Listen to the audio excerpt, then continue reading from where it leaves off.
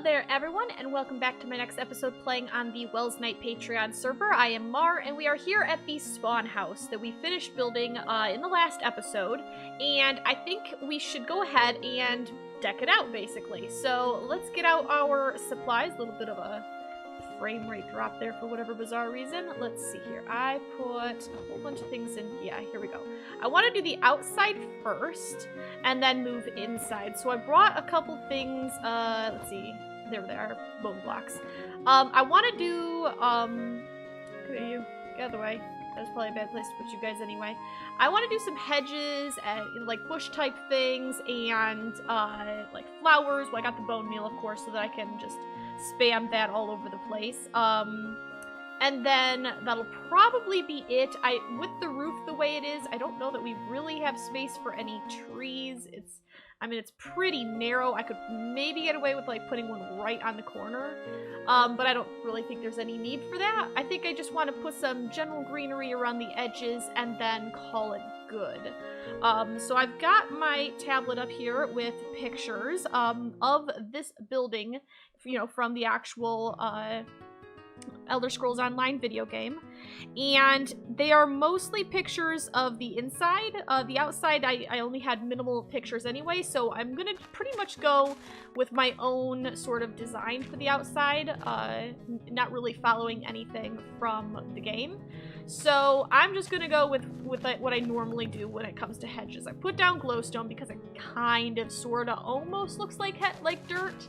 Not really, but you know, you can almost kind of pretend it is, and then put the leaf blocks on top to represent the hedges. Pretty much just like this. And then I don't know if I'm going to have enough to go all the way around. I'm going to try, because this is, I believe, the only glowstone I have, actually. I think this is probably good enough from a design perspective. Let's get ourselves some bone meal and just do some of this stuff. I don't like the too tall ones. They're a little overwhelming. Let's get some of this back here. I didn't bring any flowers because I knew bone meal would get me some flowers anyway, and I'm honestly not too fussy about what kinds of flowers I get. So we're just gonna do something like this. And up here I want to have a path of sorts. I think I want to get rid of that one and that one entirely. That's pretty good. This is technically the edge of my build anyway. I don't like that though. That needs to go. Whoopsies. Nope. Mistakes. Mistakes were made. Alright. Let's get, actually I guess what I need is the stone bricks. Come here, slabs. Let's see if I can't place you right there, there, and there. Okay, good. There we are. That looks, you know, okay, I guess. I would like to make this have some sort of, like, staircase. Maybe get rid of this then. And this.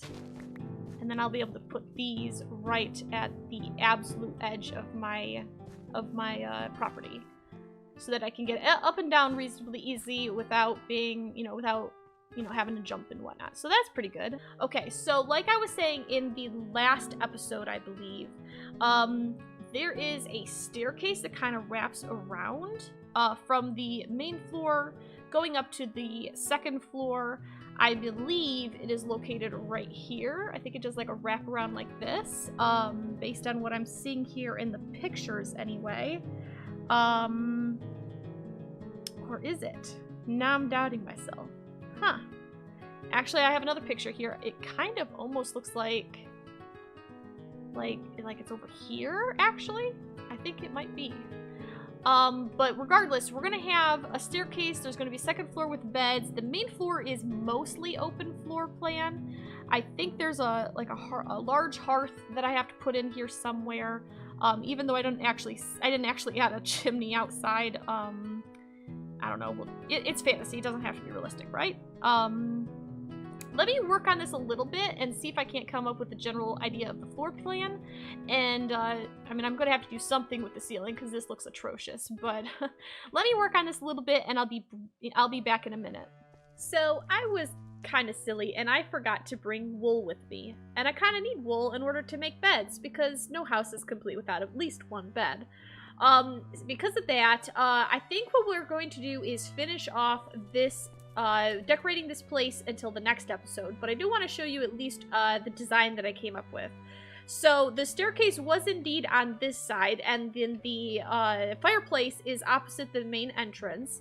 And then over here, this is supposed to be like a little study sort of a thing. There's really not enough room for it, so what I'm thinking I may do is get some bookshelves from home and maybe like just line the walls with bookshelves or something.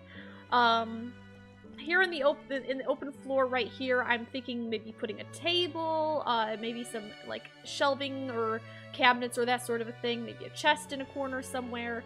Up the stairs here, I'll probably put down like a bed here or something like that. I took out a window that was right here in the wall because I realized that the fireplace from below is actually supposed to come up to the second level as well.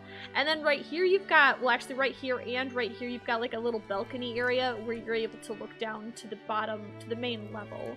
And then up here, I just kind of, I didn't think it would really make a whole lot of sense to be able to access this area up here.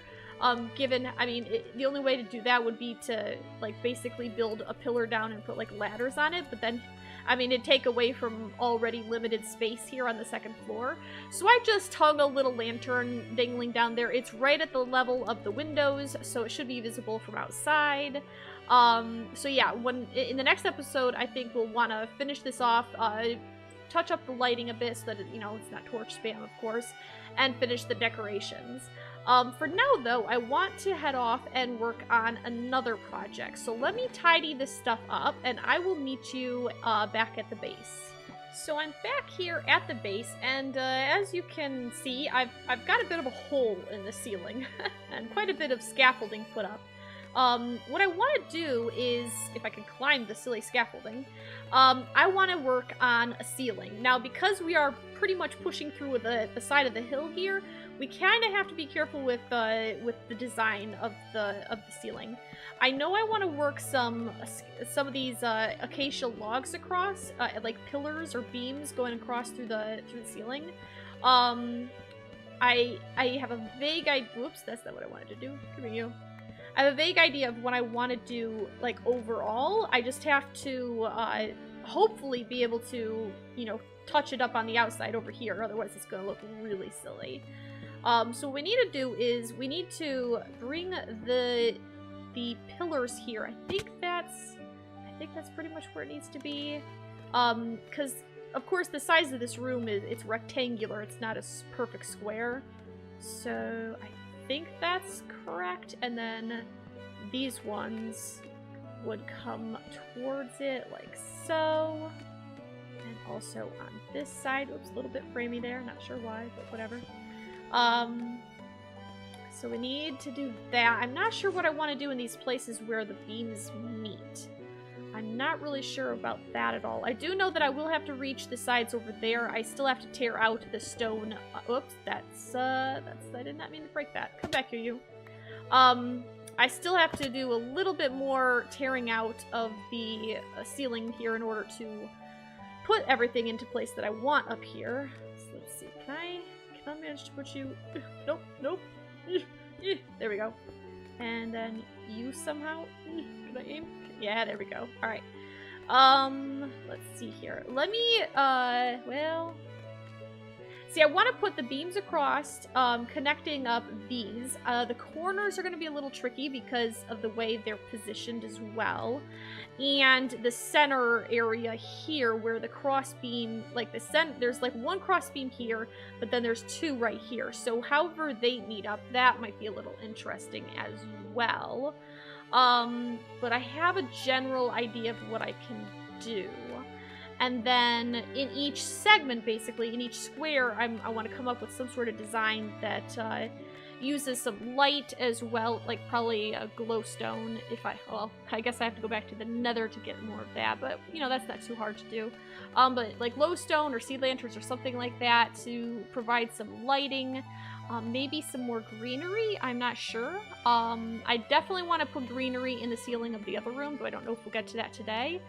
just because I'll have to do quite a bit of digging in order to make room up here, because I wanted to have several layers. Over here, several layers isn't really an option because we're already poking through, like I said, poking through the side of the cliff. Over here, we got oodles of space up there where the chicken farm is, so I'll probably go right up to the chicken farm, mine out, like, 2 or 3 depth up there, and then mine out the floor, basically, up there as well. That'll probably be the easiest way to do that. But over here, we don't really have the space for it. So what I think I need to do is continue mining this out, figure out where I want the beams, and then see if I can't come up with a design in one of the corners. And then I can bring you back and show you the design and then, you know, finish it off in the other 3 corners. So I guess I should get right at that. So I have come up with a design that I am pretty happy with. I think it fits pretty well in here, and I get a little framey every time the water ticks off down there. I guess it doesn't like the water. Anyway, I think it looks pretty decent. It fits in with the theme pretty well. I hadn't actually been using the oak wood yet, that I am aware of anyway. But I think it provides a decent contrast, because I was afraid with all the dark oak that it would start feeling too dark. But I think it fits in pretty nicely. Now, there is going to be a bit of a challenge with it, and that is over here, because we have these pillars here, and they don't exactly line up with where the ceiling is going to be. So I may need to do some fancy footwork in order to get them to, you know, not just be like floating up there, basically. But I think we can still work around that. So what I'm going to do is I'm going to put the centerpiece here in here, and then basically just mirror these designs over here, and then do my best to kind of mask these guys right here. So let me quickly do that, and I will be right back. All right, we are finished. I have put in all segments of the roof design, or the ceiling design, and I also decided to change it up a little bit.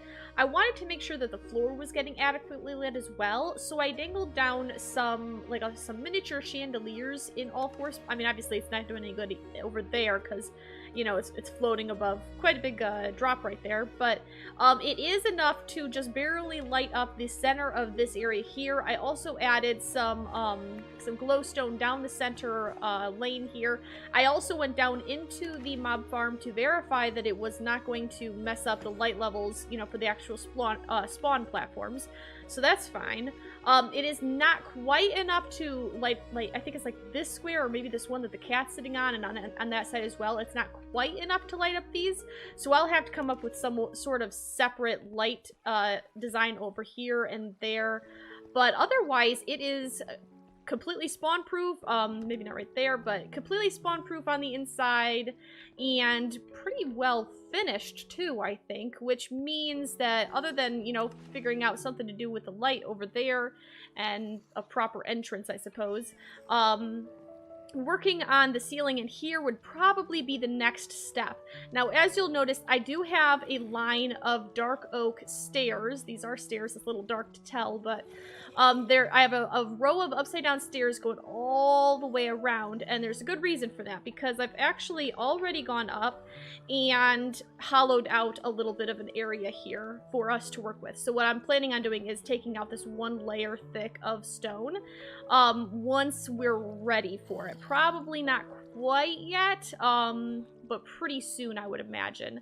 Now, these 2 bits here that are kind of jutting out on either side, this is the back side. I actually broke it. I had to repair it slightly, but these are the back side to the sugarcane farms, so I can't really move them. I have to kind of leave them there. I could change, of course, the block, but I don't think it'll really be noticeable. Not with the plan that I have for the area. I don't think you'll really be able to tell that I've got stone, that there's like, what, is that 7 blocks, I think, of stone brick jutting out. I really don't think it's going to be all that noticeable. What I may also, though, need to take it up like 1, maybe 2 more levels. I'm not sure about that. This might be good as it is. It'll take a little bit of testing, I think, to figure that part out. But it's much too big of a task to take on in the last little bit of this episode, so we'll probably just leave that for maybe next episode or something like that. I also am still not sure what is causing the occasional frame rate lag, or frame rate loss, I should say. I thought it coincided with the water, but sometimes it happens when there isn't any water doing its redstone-y thing. And usually the pistons are pretty quiet. None of this redstone really does anything until the sugarcane grows up 3. It just seems to do it really randomly, so I'm not sure what's going on there. But yeah, I think I'm pretty happy with the way this is coming along. This room up here looks much brighter and pretty cheerful. Well, maybe not cheerful, but a lot homier, I think.